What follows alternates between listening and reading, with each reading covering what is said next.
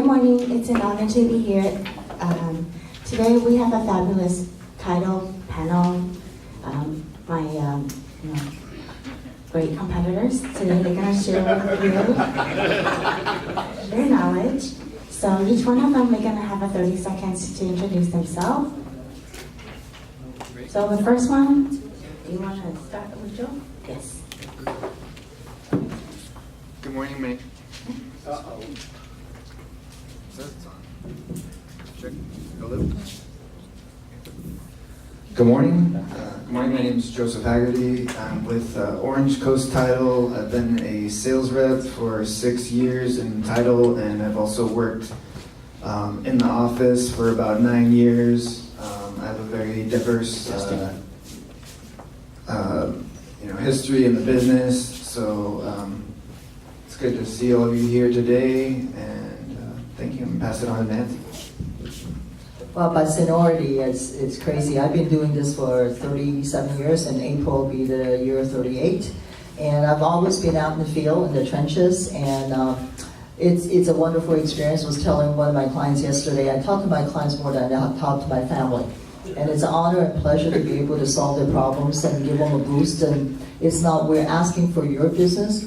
Our job, and my job, I've always made the mission that I'm going to help you grow your business. So Nancy Chan, lawyer's title. Thank you. My name is Marcus Jacques, and I'm with Western Resources Title, and I'm coming into my 13th year of being in the business. Prior to that, I had a background in education, in acting, in catering, in hotel industry. I worked any job that would hire me. And it wasn't until my sister said, "You could probably be good at title," that I said, "What's that?" "Yeah, okay, great, what is it?" And here I am 13 years later.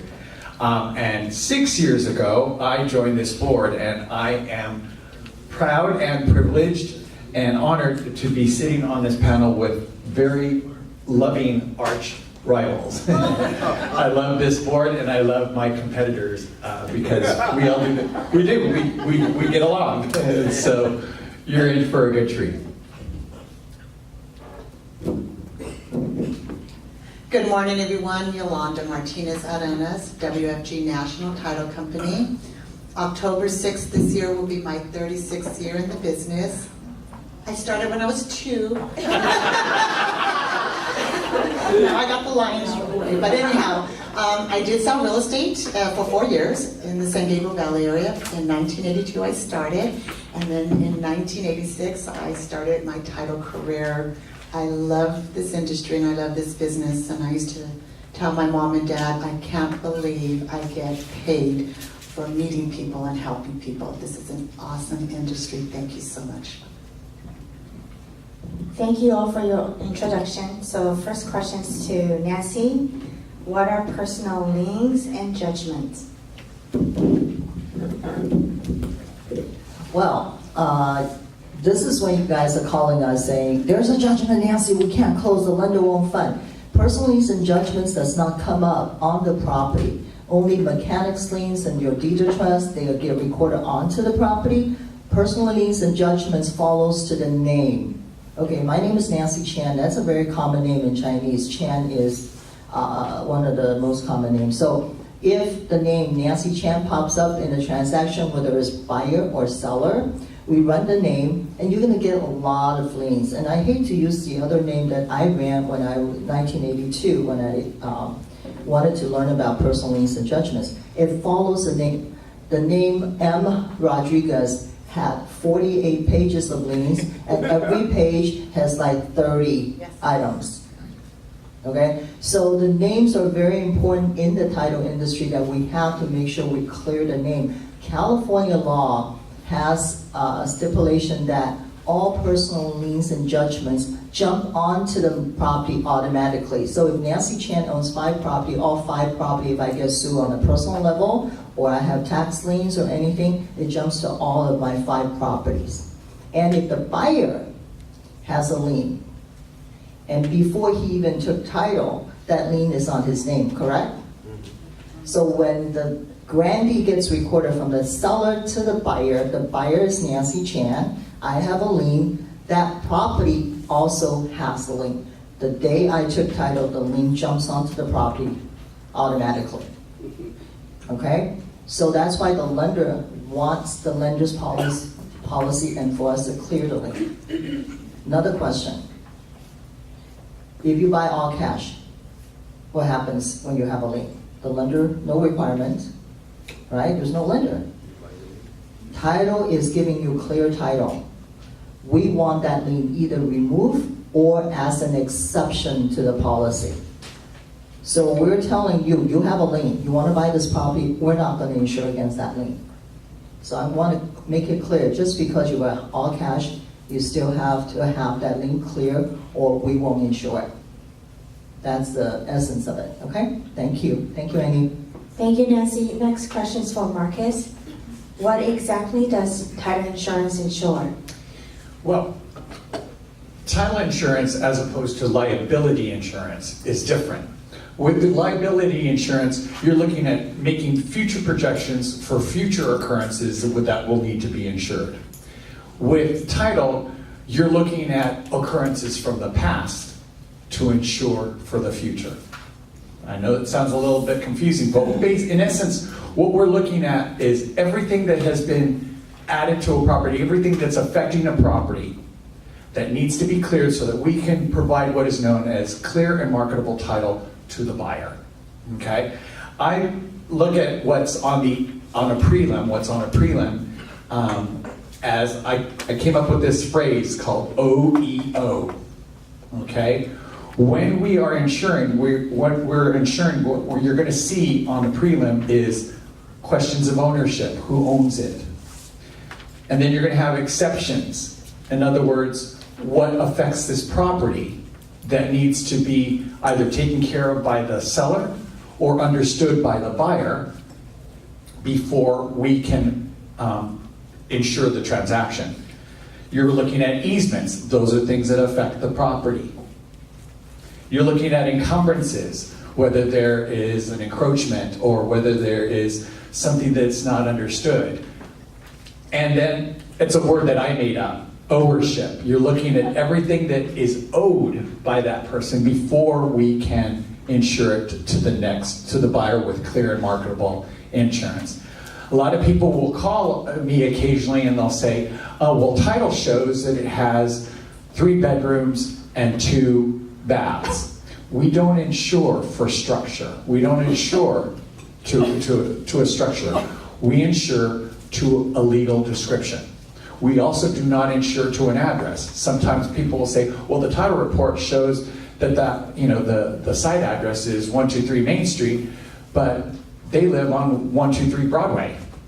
So we do not, the rule of thumb is, we do not, the tax assessor does not communicate with the postmaster. We insure to a tax ID, to a APN. We do not insure to a structure. We do not insure to square footage. When you get a prelim, you're not going to see that it's a duplex or a triplex. You're not going to see that it's, well, you may see it in the legal description, but you're not going to see whether there's, how much square footage there is to the structure, how much square footage there is to the lot. You're basically going to see documents of record, and you're going to see what it's going to take for us to insure one's interest to that property, the buyer's interest to that property. A title insurance also benefits the seller. It gives them the assurance that when they have sold that property, they have cleared every debt that they have, every obligation to that property, so they can move on and buy another property without that coming back to haunt them. So hopefully that answered that question. Thank you, Marcus. The next question is for Joe. What are the main differences between the ALTA and CLTA owner's policy? When does only a CLTA policy apply? Okay, so you guys might see sometimes that someone might offer a CLTA policy only or something. Well, let me just give you a basic description of the difference. CLTA policy is covering matters that are of record. It can cover things like fraud or forgery, but it's not going to cover anything other than what's on record. So if a title company failed to find something or disclose something on their prelim or policy, that's something that you could have a claim for a CLTA policy. The endorsements could affect that and improve the types of coverage. The difference with the ALTA policy, it's covering that, plus it's covering off-record matters. It's covering things that can come up after the fact. It's covering a mechanic's lien. It's covering things that were recorded just before we closed that we couldn't see. And then there's, encroachments, easements that are in dispute, things that the neighbors dispute later. Those are things that the ALTA policy can cover. That's why you want that on your contracts. You want to always request the ALTA policy. When a CLTA policy may apply, there's various reasons why a CLTA type of policy would be more likely to apply. Sometimes if it's a hard money lender that's involved for a loan policy, they may a title company may decide to only give that type of coverage. Sometimes for vacant land, they might only give that type of coverage. So those are the main differences. Just consider that you're getting coverage for off-record matters when it comes to an ALTA policy. Next questions to Yoli. The importance of submitting your statement of information, SI, early. Yes, and I know Nancy touched on this a little bit. So the SI, the Statement of Information, is required on a sales transaction or a refi, and we ask to clear for the seller all people who are on title, so we need them to fill out complete SI form. This way we can check to see if there's any liens against their name, which are attached to any and all properties that they own.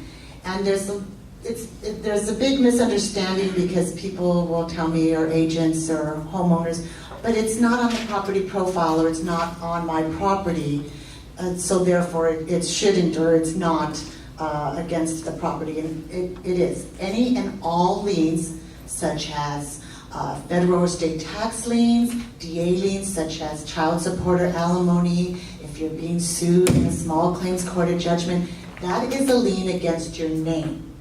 And therefore it is attached to any and all properties that you own.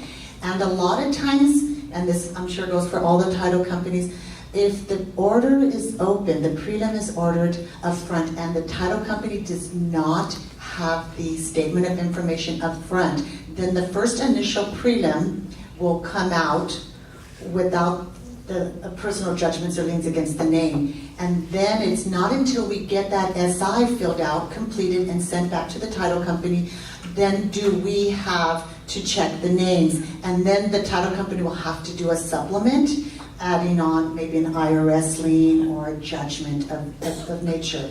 So it is very, very important that the SI is completed at the beginning of the transaction and forwarded to escrow, therefore forwarded to title.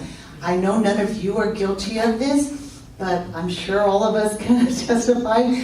Sometimes we get the SI along with the documents the night before recording. And I know none of you guys are guilty of that, but remember, if we get the SI the night before we're supposed to record, and we got to do a date down anyhow, and then all of a sudden if there's two liens that pop up on your seller's name, we have to pull that recording, and all of a sudden we're not going to be your favorite people the next morning. And we don't like pulling recordings. We don't get paid unless it closes, so we want it to close. But again, it's more helpful if we can get that SI in the beginning of the transaction when the order is first opened, and therefore we have plenty of time in giving escrow and the realtors time to clear those liens. Because if there is an IRS lien or a DA lien, trust me, they don't move fast. They take their time. They don't care if the person's dying or the property's going to foreclosure. No, take a number. So please be patient with your title company, be patient with your escrow, and submit that SI in person. Now, I know that some people are very shy or leery about filling that information, and I've had transactions where people in law enforcement, they don't like filling out that information. It's, they don't want their information to go public. We do not publish it, trust me. We don't sell it, we don't publish it. I've also had a transaction where there was an FBI agent involved. I get it. I get it for security purposes. So and I'm sure that other title companies, we handle each one, we understand, and we'll work with them, especially if it's not a common name, we can work it. But believe me, if it's a common name, like I'm just giving an example, like William Smith, the title companies have to check every variation close to that name. So we have to check William Smith, Bill Smith, Billy Smith, William Smith, Will Smith, there you go. So you have to understand, and like Nancy mentioned, common names, even my maiden name, Yolanda Martinez, I didn't know how common it was until there was a woman with my name that owed child support for $14,000 and it stopped my refi. So, that's why we ask the SI. It's not that we're being nosy as a title company, it's just that there's so many people with the same name or similar name. And it's actually proving that these liens aren't your client. Hopefully they're not, but that's what that information. So it's really to help your client, especially if the liens that appear with similar name, it's not your clients. And so that's why we ask for Social Security, driver's license, their residence, because what Nancy said is true. Certain names will pull out 40 pages, and each one has 25 to 30. Even though we're in an age of modern technology, it still takes a human person to review those pages and pages of liens. And unfortunately, a lot of these judgments and liens do not have a social security, or sometimes they don't have an address. So you understand, you have to be patient and be kind to your title company. And the more time we have, the better it is for everyone. Can I add something to Sure. this? Okay. I think we have a few escrow officers here, and they always give you that SI along with the escrow instruction to be signed. But I mean, I think when you're signing the listing, they're signing all kinds of stuff. Have them sign the SI already, so you don't have to go back and push them to do it. Once they're signing your contract, that's also part of the contract. We check their names so they can transfer title. So I think for a listing agent, get it done first. I have listing agent that gets a listing, they already are emailing me the SI or fax it to us at the time. So we know ahead of time what's going on. And then you get a 10-day escrow all cash, you're stuck. Yeah. I want you to get your paycheck. So for the buyer also, you got to get it done. Are they qualified for the loan? But are they qualified? Or they're not qualified if they have a lien. So it goes both ways. Thank you. Just one other thing to add. When you're working with a prospective client and they say, I think we may have a lien. They have a lien. They have a lien. More than one. Or be a good judge of character. Also, send it in a secure email. Send it with your seller disclosure, their listing disclosures, whatever. Make it secure so they're ready to sign it. We are your professional paranoids. That's who we are. And the thing that really a lot of people don't understand is the work that we do requires a human being. It's not something that is automated. We haven't been able to figure out, thank God, we haven't been able to figure out an automated way of doing this. This requires actually man hours to put together because it calls for personal and human review. And you know what? A lot of Chinese, the names are more difficult than American names. One of my title office called me and said, Nancy, you're Chinese. Tell me which one is first name, last name, middle name. I said, well, read it to me. Cheng, Liu, Meng. They all could be first names, middle name, last name. So I said, I can't tell. So she's yelling at me, you're Chinese, what do you mean you can't tell? I said, you write in Chinese, I can tell. Okay, my Chinese name, all of them can be last names. So it's a difficult thing, not just Americans or Hispanic has the problem. Chinese names are very difficult right now to run, so thank you. Okay. And again, we know that none of you are guilty of submitting the SI the night before. We know you probably submit them in the beginning of the transaction. Thank you. But if you are, you can confess what that is Yes, today. Okay, let's move on to the next question to Nancy. What is an uninsured deed? Okay, this never happened before. Like Tom and Nancy, some of you ladies and gentlemen have been in business a long time ago. When we see a quick claim, it's recorded, we'll pass on it. But in the last how many years, we know there's a lot of fraud, there's a lot of people that come back and sue. We're all sue happy because we have a lot of people that it's a strategy to get money. It's not about the law or being fair anymore or justice, it's about how to get money. So let's say I quit claim a property to Marcus. Oh, yeah. Okay? I just quit claim it to him because I said, I'm going to China. Okay? You know, you want to buy it, just give me the equity and take over the loan. We do that all the time and then that. And then I'm gone. So Marcus sells the property and the title company said, well, when Nancy granted to you, there's no title insurance. That's called an uninsured deed. No title company has insured that deed. Is it recorded? Is it legal? Yes. But title insurance, Marcus said, we're not here to take risk. Not like the other insurance, car insurance, life insurance, or risk-taking insurance. We're here to eliminate risk. So when Marcus sold us to Yolanda, I might be failing in China, my business sucked and I flunked and I lost everything in China. I took the money that Shaw gave me and I went to invest and I lost everything. I come back and then I'm going, Found out he's selling the property and making $1 million. Now the equity was $200,000, now it's $1 million. I'm going, I am desperate. I got 3 kids, I got a mother. Well, maybe I can sue. And guess what? You're revealing too much of our personal business. Did I quit claim that to you already? Take it back. So when somebody's desperate, right? Greed is in, we all know. So I'm going to sue. Guess what? Title insurance, Marcus transferred it to Yolanda. Guess what the title company has to do? Take me to court or settle. It's easier for them to settle. So title company is here to do what? Just like all of you. To make money. We don't make money, we can't pay our claims. So that's called uninsured deed. A lot of parents, they do that. A lot of the Asian loves to do quick claim back and forth. And guess what? We want Nancy Chan. So before Marcus and sell to Yolanda, the title company, who is Joe Haggerty, saying, well, we want Nancy Chan to sign an affidavit. It has to be notarized that she did sign that quit claim and she's going to honor it. We never had to do that, Tom, before. Now it's becoming a sue-happy society. So we, as the title industry, has changed the way we do business. And people say, well, Nancy, I did that 20 years ago. You never asked for an uninsured deed or affidavit. Now you're asking for it. I don't own my company. We're all employees. So we have to do what the company requires us to do. Our underwriters are very, very strict about it. So before you quit claim and do anything, and it's going to be uninsured deed, please talk to one of us. Okay, it's not a good thing to do. All right, just let us know. We'll help you out. Thank you.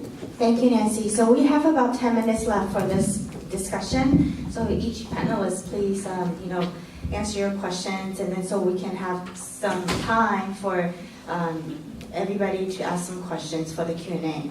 So next question is for Marcus. What are the 2 types of liens that affect the title of a property? Well, we've already discussed it, so I'll just go over it briefly. There are 2 types of liens. They're called signature and non-signature liens. Okay? Signature liens are liens of record, the ones that people signed up for. They are property-specific liens. They are your mechanics liens because they affect the property, and they're going to come up in public records. There are tax liens, property tax liens.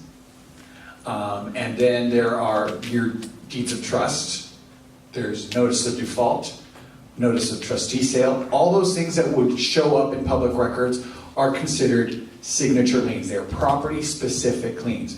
But because, as you heard, of the law of attachment, wherein a creditor can attach a lien for money that they're owed to personal real estate, those are called non-signature liens. And they include everything from bankruptcy, child support, credit card judgments, lawsuits, anything that you would not see in public record that's going after the person. and thereby it's attached to their property. Now, here's one thing that you need to know about that. People get all, when somebody says, I think they have a lien, and agents will get all worried about these liens, the non-signature liens, the ones that are against the person.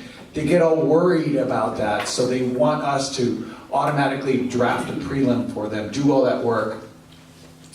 Yes, they're important. Sometimes they're troublesome, especially if there are IRS tax liens to deal with. But in the grand scheme of the thing of insuring, I call them liens spleens, because more important problems to address would be like a break in the chain of title, like Nancy just mentioned. Trying to find that person who's now moved on to another state, or realizing that there's no heirs and you have to do a probate, or getting a Liz Penance on there, letting us know that we can't sell that property because there's pending court action happening, and we need to investigate that, what that's going to take, what's going to take for us to clear those items off. Whereas liens, you can get a release from the IRS tax liens, from the IRS tax liens. You can figure out a settlement with the creditors. Another misconception is that when a person claims bankruptcy, those personal liens will fall off of their property. Liens, like when a person claims bankruptcy, they are being discharged of their debt. They are not having those liens if they were filed against the property for that debt. They're not getting them detached. In other words, a bankruptcy does not detach any liens that were filed onto the property. Unless, during the course of the bankruptcy lawyer filed what is known as a motion to avoid the lien. Okay, thank you, Marcus. So Joe, the question is, I'm currently in escrow and my client has started some construction. How can this affect my transaction? How can we prepare? Okay, so it doesn't have to have a negative effect on the transaction, but it does cause some alarm with the title company. So with right now, there's a lot of construction going on, record number of construction in LA and all kinds of different cities with new programs, ADUs being built, new homes, small lot subdivision, all these things going on. Plans are being sold with the home. Sometimes people are starting work. Title companies do they do inspections on properties where they just drive by and do a visible to make sure there's no encroachments. They might look for constructions. They might make sure there's a $6 million house on a $6 million transaction and not a little tiny house on the property. We go and look for things. So if we catch that there's a construction being done, a construction sign, there's fencing around the property, anything going on, we're gonna now have to ask for an indemnity package to have the contractors indemnify the title company so that they don't have a risk of having to pay out on a mechanic's lien. The other thing that can happen is that we now may not insure you to have coverage against mechanic's liens, which a lender will not allow. If you have a loan, the lender wants to be protected, and they can have something called a loss of priority. If a mechanic's lien is filed or recorded during the time we're closing, or even it's right after, they will have priority over that first lien, and a lender will not allow that to be the situation. If you can't give us the mechanic's lien indemnity package to close the file, we will not cover you for mechanic's liens. The lender will not want to close. So don't start any construction during escrow. Wait till you're done with escrow, unless you're ready to get that mechanic's lien indemnity package, which asks for financials and all kinds of signatures from everybody involved in the construction. Okay, so let's move on. Thank you, Joe. So last question for Yoli. What is an uninsured deed? How does it affect your transaction? Okay, I know Nancy touched on that. I want to kind of shift to a lot of the questions that I guess, and I'm sure all three of you get as well. A lot of times I get calls from all of you saying, can you help me? My client wants to add or subtract somebody on title. Again, this is an uninsured deed. Just like Nancy said, an uninsured deed is a document recorded that's done outside of title and escrow. I always like to caution my clients and say, be careful, don't get involved, don't type up the deed, because I've had customers get sued. You're doing a favor for a family member, a client, a neighbor, a friend. You're helping them add or subtract somebody on title. You help them type it up and record it, and then all of a sudden they come back to you and say, hey, you didn't tell me my property taxes were gonna go up and be reassessed. Hey, when they go to sell, you didn't tell me that I had to pay capital gains on that. Whenever you are recording a vesting deed, there are two people you're gonna face. Uncle Sam and property taxes. And that's why I always tell you, when I get those phone calls for assisting in uninsured deeds, have your clients talk to an attorney or their CPA. Do not get involved and do not record it for them, because you can help them. We'll be more than happy to get you a copy of the last recorded vesting deed, because they're going to need that legal description and exactly how the current vesting shows. You can maybe get them the blank forms. You can tell them where the Hall of Records is, but you do not want to type it up and you do not want to go down there and record it for them, because I don't want you guys to get sued later. Okay? So always direct them to talk to their tax person or to talk to an attorney. Again, you don't want that liability. It's an uninsured deed. As far as title companies, whenever you open up an order, whether it's a refi transaction or a sales transaction, rule of thumb for the title companies, we go back to the last insured transaction. That's kind of our starting point. We go back to the last insured transaction. So any documents, deeds of trust, or vesting deeds that are recorded are subject to scrutiny. A lot of times the public it's the most misunderstood document. Oh, it was recorded, therefore it's legal or valid. Not necessarily, because how do we know? Well, one, a lot of times the legal description's not correct. A lot of times the APN number's not correct. A lot of times, how do we know that the person, if that's not a forged document, how do we know the person signing was competent at the time?